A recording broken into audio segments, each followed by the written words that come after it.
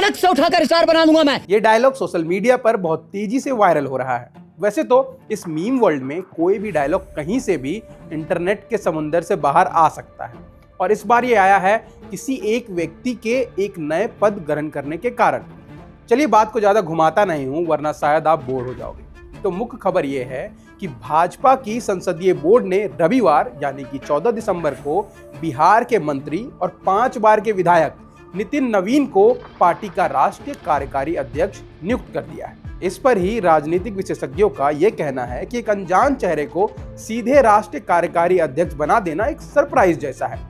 ये कहीं ना कहीं सही भी है और गलत भी। सही इसीलिए क्योंकि शायद आप में से बहुत से लोगों ने उनका नाम सुना ही नहीं होगा, और गलत इसलिए क्योंकि जो भी राजनीति की गहरी समझ रखते हैं उन्होंने नितिन नवीन का नाम तो सुना ही होगा, क्योंकि नितिन नवीन बिहार की राजनीति में कोई नए खिलाड़ी नहीं है। उनकी जर्नी की बात करें तो वर्तमान में बिहार सरकार में लोक निर्माण विभाग यानी कि PWD मंत्री हैं।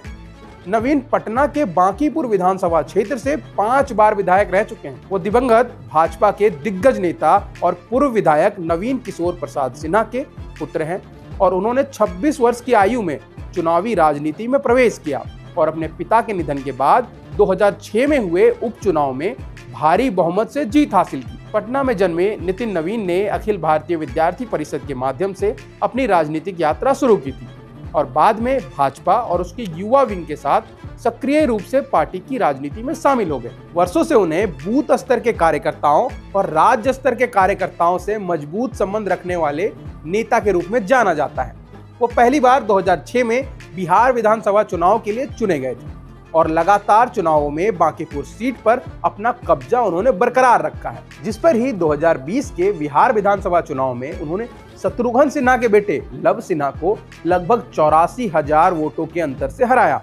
और संगठन के भीतर की बात करें तो नवीन ने कई महत्वपूर्ण जिम्मेदारियां निभाई हैं, जिनमें बिहार भाजपा के महासचिव, पार्टी के राष्ट्रीय कार्यकारिणी के सदस्य और भारतीय जनता युवा मोर्चा के राष्ट्रीय महासचिव के रूप में कार्य करना शामिल है। उन्होंने BGYM के बिहार प्रदेश अध्यक्ष के रूप में भी कार्य किया है।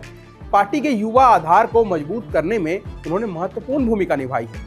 इन सब के बीच उनकी जो सबसे हालिया जीत है वो 2025 के बिहार विधानसभा चुनाव में हुई, जहां उन्होंने राष्ट्रीय जनता दल के रेखा कुमारी को 51,000 से अधिक वोटों से हराया। कहा जा रहा है कि 3 कारण जो उनके पक्ष में निर्णायक साबित हुए, उनमें पहला है पार्टी के संगठन और जमीनी स्तर पर चुनावी कार्यों में उनकी समझ, दूसरा नेतृत्व के कार्य करने का तरीका और उनके साथ उनका तालमेल, तीसरा जो सबसे इंपॉर्टेंट है कि कठिन राजनीतिक कार्यों को सफलतापूर्वक पूरा करने की उनकी क्षमता, और ये उन्होंने छत्तीसगढ़ चुनाव अभियान के दौरान दिखाया। विशेष रूप से ये दिखा केंद्रीय मंत्री मनसुख मांडविया के साथ चुनाव सहप्रभारी के रूप में उनका काम, जहां उन्होंने पूर्व मुख्यमंत्री और कांग्रेस नेता भूपेश बघेल के खिलाफ भाजपा के अभियान की नींव रखी, जिन्हें एक मजबूत प्रतिद्वंदी के रूप में देखा जा रहा था, और उनके मेहनत का ही नतीजा है कि बीजेपी ने वहां जीत हासिल की।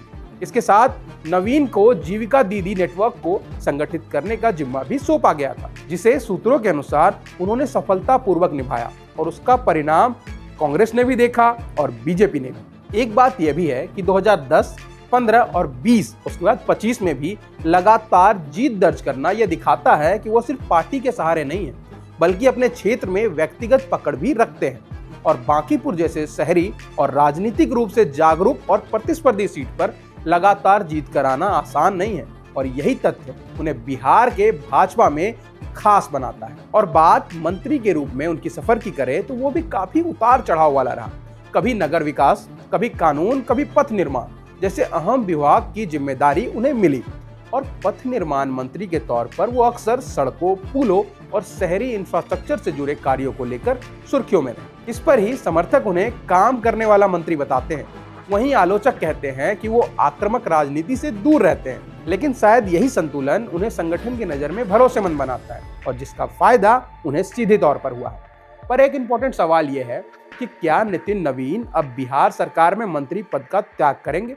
तो आपको बता दूं कि बीजेपी के लिखित संविधान या किसी भी चुनावी कानून में ऐसा कोई सख्त नियम नहीं है जो ये कहे कि पार्टी का राष्ट्रीय अध्यक्ष या फिर कार्यकारी अध्यक्ष बनने पर किसी नेता को मंत्री पद छोड़ देना चाहिए। पर बीजेपी का संविधान यह सलाह देता है कि संगठन के शीर्ष पदों पर रहने वाले नेताओं को प्रशासनिक जिम्मेदारी से दूरी रखनी चाहिए ताकि संगठन स्वतंत्र रूप से काम कर सके। लेकिन ये बाध्यकारी यानी मैंडेटरी नियम नहीं है, यानी कि शुड है पर मस्ट नहीं है। पर बीजेपी में एक राजनीतिक परंपरा रही है, खास तौर पर नरेंद्र मोदी के टाइम पर, 1 पर्सन 1 रिस्पॉन्सिबिलिटी। तो इस पर क्या फैसला लिया जाता है ये तो समय बताएगा, पर आपको क्या लगता है ये आप हमें कमेंट सेक्शन में बता सकते हैं, क्योंकि आपकी राय हमारे लिए बहुत मायने रखती है। और ऐसी ही और कहानियों के लिए जुड़े रहे बजरबट्टू दुनिया पर।